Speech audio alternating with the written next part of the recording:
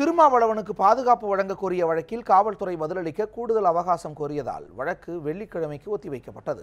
உயிருக்கு அச்சுறுத்தல் இருப்பதால் தாம் தேர்தல் பிரச்சாரம் மேற்கொள்ளும் 40 தொகுதிகளிலும் உரிய போலீஸ் பாதுகாப்பை வழங்க டிஜிபிக்கு உத்தரவிடக் கோரி சென்னை உயர்நீதிமன்றத்தில் விடுதலை சிறுத்தைகள் கட்சி தலைவர் திருமாவளவன் மனு தாக்கல் செய்திருந்தார். மேலும் தனக்கு நிரந்தரமாக போலீஸ் பாதுகாப்பு வழங்க வேண்டும் என்றும் மனுவில் குறிப்பிட்டிருந்தார். இந்த வழக்கின் முந்தைய விசாரணையின் போது அரசு தலைமை குற்றவியல் வழக்கறிஞர் நடராஜன் ஆஜராகி திருமாவளவனுக்கு 24 மணி நேரமும் பாதுகாப்பு கொடுக்கும் வகையில் டிஎஸ்பி தலைமையில் 4 ஆய்வாளர் 24 காவலர்கள் கொடுக்கப்பட்டிருப்பதாக தெரிவித்தார். இதற்கு திருமாவளவன் தரப்பில் அதுபோன்று எந்த பாதுகாப்பும் தனக்கு இதுவரை வழங்கப்படவில்லை என தெரிவிக்கப்பட்டது. இதை கேட்ட நீதிபதி திருமாவளவனுக்கு அரசு வழங்கியதாக கூறப்படும் பாதுகாப்பு தொடர்பான விவரங்களை மனுவாக தாக்கல் செய்ய உத்தரவிட்டிருந்தார். இந்த நிலையில் இந்த வழக்கு இன்று மீண்டும் விசாரணைக்கு வந்தபோது காவல்துறை தரப்பில் திருமாவளவனுக்கு பாதுகாப்பு வழங்கியது குறித்த விவரங்களை தாக்கல் செய்ய கூடுதல் அவகாசம் வழங்க வேண்டும் என கேட்கப்பட்டது.